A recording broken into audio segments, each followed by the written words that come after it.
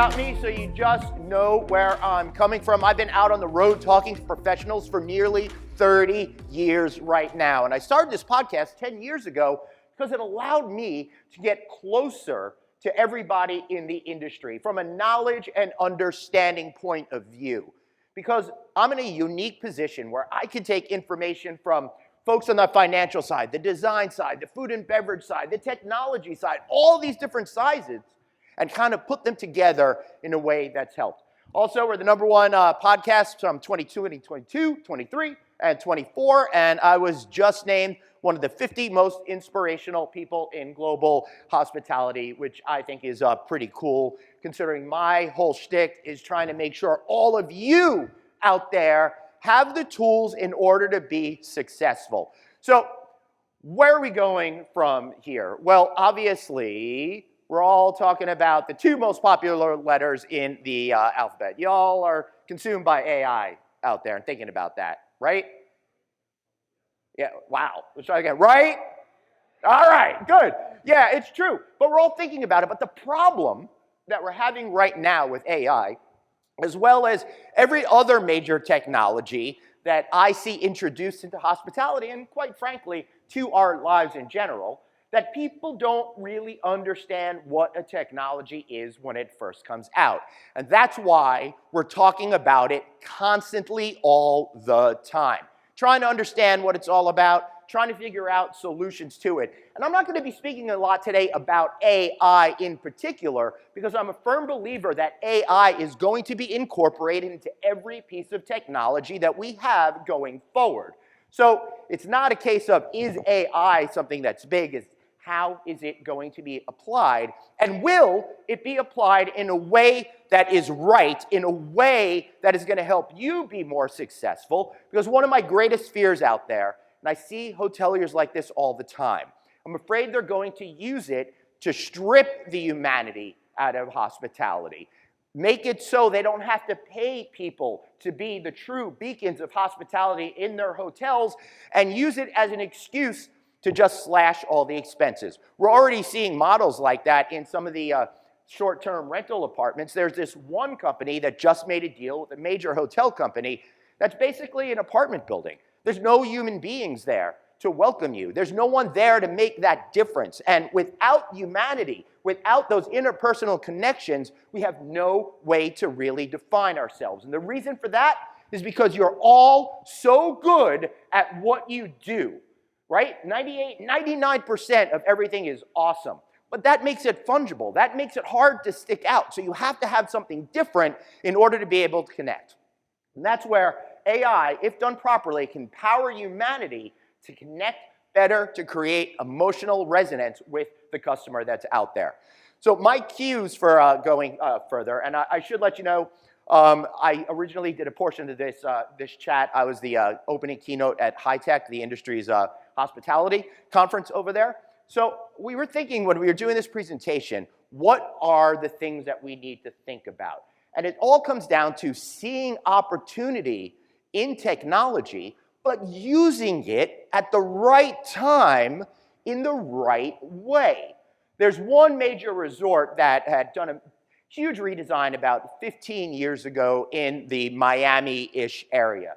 And they went ahead, they had computer monitors on the tables, on the desks in the room. It was beautiful, but as a customer bringing their laptop in, I couldn't even fit it on the desk, and it created all sorts of technology issues with them having it on there. So they used a technology they thought people would want, but they didn't use it in the right way, and they didn't use it at the right time, and it wound up being a failure and a big, costly mistake, right?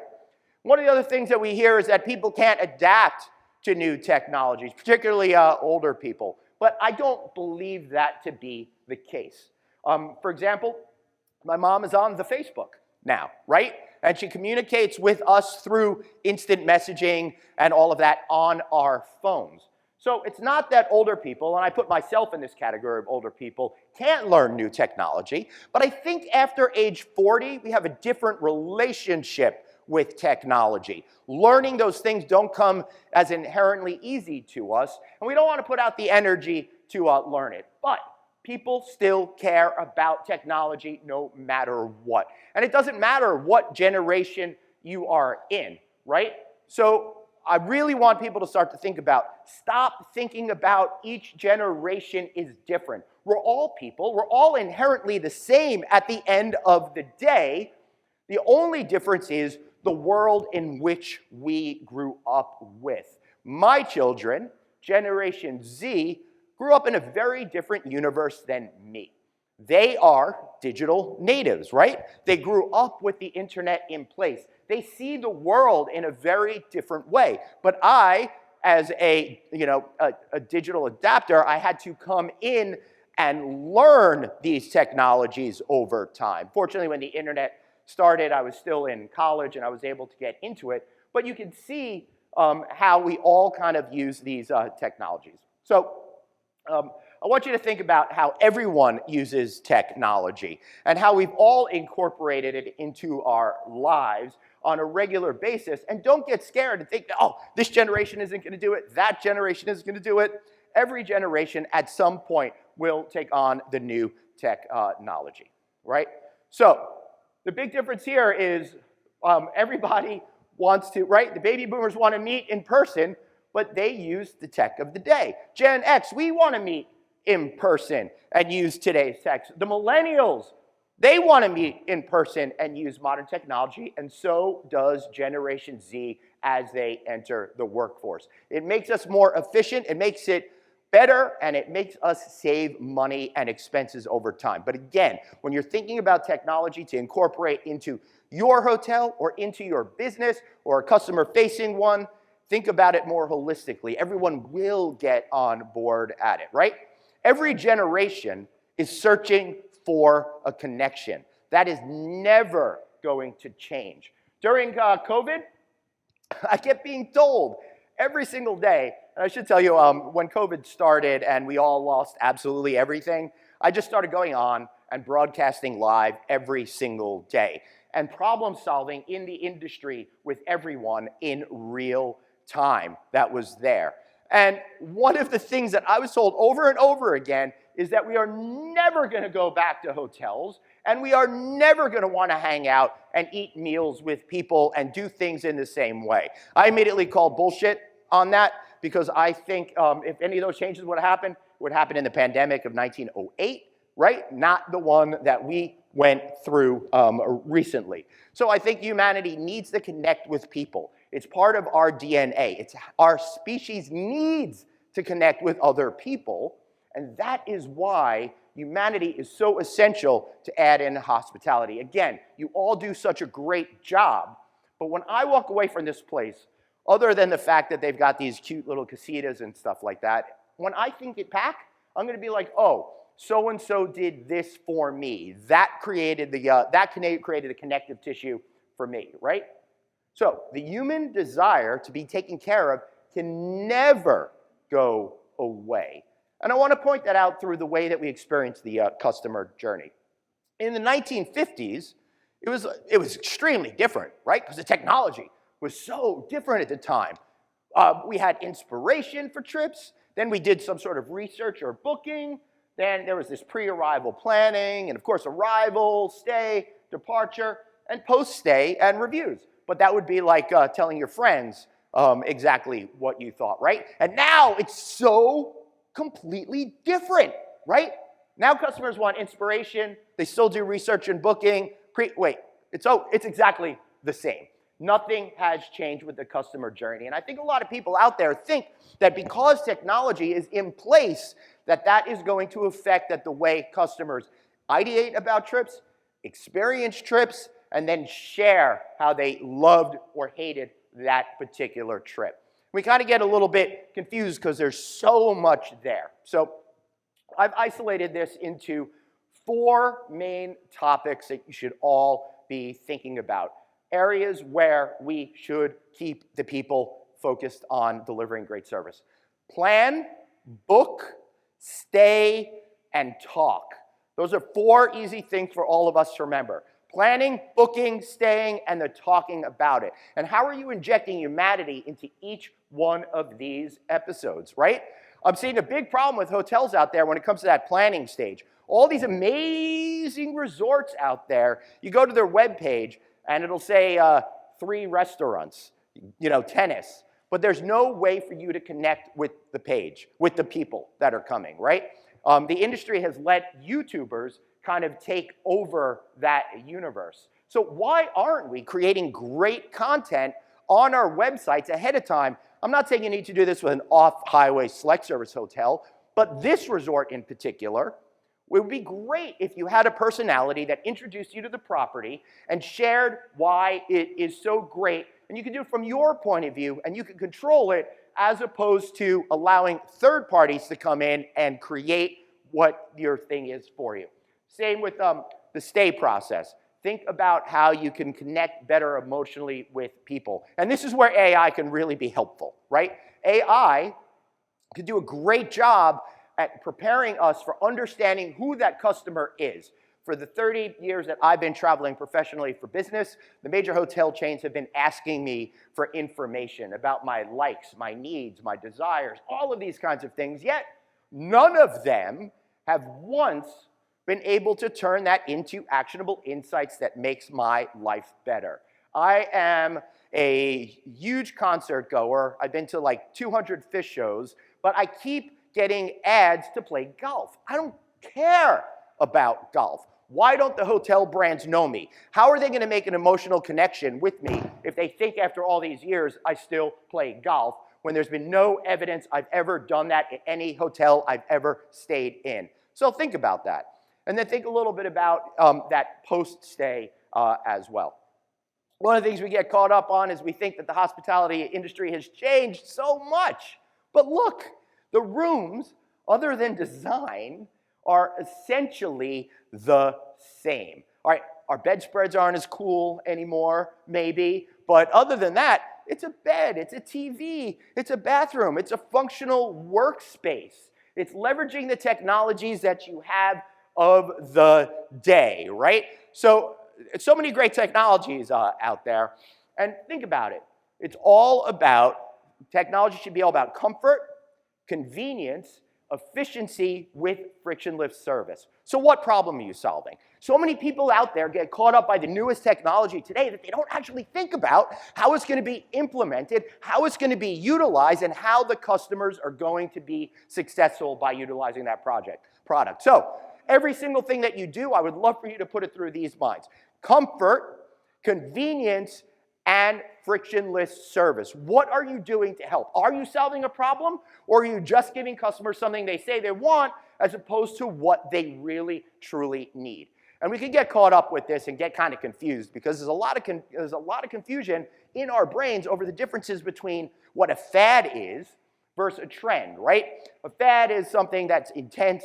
People get really excited about it for a short period of time, and then it completely vanishes and go away. But it's those trends that are really most important. They don't get the huge headlines of the day, no, because they're out there quietly becoming inculcated in society, quietly doing their role to be a part in our lives every single day. So a fad was computer monitors in the room that I mentioned earlier. Another fad was having keyboards in the rooms to connect to the television, right? There used to be fax machines in hotel rooms, for example. But what are the trends out there? So technology that has lasted, and we don't think about all of these things as technology a lot, right? Elevators, digital key cards, mini bars, online booking, these are all important technologies that we have had that has lasted the test of time. So what is it that makes these products last the test of time? Well, they solved the needs of comfort, convenience, and frictionless service, right? So one technology I wish was still here, the magic fingers. Who doesn't love the magic fingers? Most of you guys are probably too young to remember that. You put a quarter in, and the bed would vibrate. That would be really great. So hospitality technology, where are we going? Well, that's really up to you, isn't it? Are we going to create a bold new future where all of us are able to be connected closer to the customer? Or are we going to choose to go down a path with technology that continues to separate us through technology, by implementing certain types of technology that are going to make their lives so convenient that they don't need us anymore, right? So it should be about enhanced convenience, but it will be a failure unless you enable people to connect meaningfully with other people. Without that, we are lost. So anytime you're thinking about a new technology, think about it. Is it going to make a staff person's job easier so they could spend more time connecting with customers? Is it going to make your customer's life a little bit easier so they could spend more time experiencing the amazing people you've hired, right? It's all about improved personalization, really understanding who I am as a person and creating opportunities there. We're all getting into the mindset now of it's no longer about revenue per available room. It's about revenue per available customer. What am I worth to you overall? And are you using the technology to make me want to spend more money on your property, right? Also helps with higher efficiency. Do things quicker, do things easier. And of course, online bookings have changed absolutely everything. AI chatbots, I think, are doing a really wonderful job right now of removing some labor while adding a customer service element we didn't have before. And quite frankly, I think all of us would prefer at this point to just type in, I need more towels, than have to talk to a person at the other end. As much as I love talking to groups like this, I hate having to call and speak to someone at the front desk. I don't know, I feel shy and embarrassed and weird about the whole thing. So it's great if I could just connect on that particular way. Energy management systems, we talked about that up here this morning. Cool technologies like alerting you if water is dripping, ways to better handle the rooms. Amy was talking about being able to tap into a hotel room and see if the air conditioning is working 5,000 miles away or whatever it is, right? So one of the problems we see out there is sometimes it's the right technology, but the wrong mentality. Insurance, that's all out of control right now. But the thing that's bothering me a lot, and I want hotels to learn this lesson, is grocery store technology. It was promised all of the self-service stuff was going to be really great. It was going to make my life better. It was going to save the grocery stores or whomever money. But it's turned into a complete mess, right?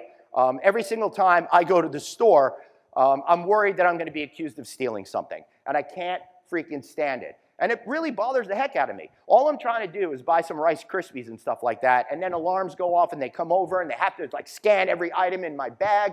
And that makes me feel like shit as a customer. It makes me feel like you don't trust me. It makes me feel like you're not using the technology in a way that it's meant to be. Plus, you're still hiring these people to look after everybody, so what is the point? So when you're thinking about technology, you have to ask yourself, are you changing something that will make a frequent guest complain? And how are the changes really going to affect that experience? And does your infrastructure properly support the technology to do that, right? So it comes down to comfort, convenience, and efficiency. But the biggest challenge we have is uniting all of the stakeholders there, right? Guests are all about, I want. Staff is all about, I need. And management is out there spinning all the plates trying to make this happen, while the asset managers go, spin them faster, faster. And then the brands are like, the plates are the wrong color. And then the owners are like, how much do the plates cost? And then the investors are like, when do I get my money back? We don't like plates in general, right? So these are all the problems that you're having out there. And I understand that, and I acknowledge that, and it's really tough. And that's why focusing on keeping the humanity in hospitality is a great way to filter everything so you can connect all of the stakeholders. Also wanted to say something quick to you suppliers out there. Not suggesting any of you are like this, I'm seeing a lot of bad selling out there these days. A real lack of understanding about what's happening. So put together these top 10 things real quick for you to wrap up. Understand your customers' pain points. Focus on return on investment. Demonstrate that impact in a real way. Showcase successful case studies. Offer a personalized demo for how it works. That's why events like this are so successful. Build relationships with key decision makers. Again, that's why an event like this is so great. I had so much fun yesterday doing the scavenger hunt because it breaks down those barriers. It makes it easier for us to get to know each other over something that was incredibly humorous, right? We all had fun who were there. We all embarrassed ourselves. We did that. Also, Stay up to date with industry trends so you can focus on what they need. Offer flexible financing and pricing options. Partner with industry associations and, of course, provide best-in-class service. So going forward in the future, think about how you're going to adapt your tools. AI is coming, but you will need to keep that human touch. Be flexible and learn. Try to differentiate between what is a fad and what is a trend and what you should really be spending your money on, and how is it going to make you more efficient, right? The fact of the matter is you can do it, and you could be successful, and I'll prove it. All right, I want everybody to raise their hands as high up as they can. As high as they can, as high as they can. Now do it a little bit more. You see? You can. So you can do it. Thank you so much for being here. I'm Glenn Haussman. See you next time.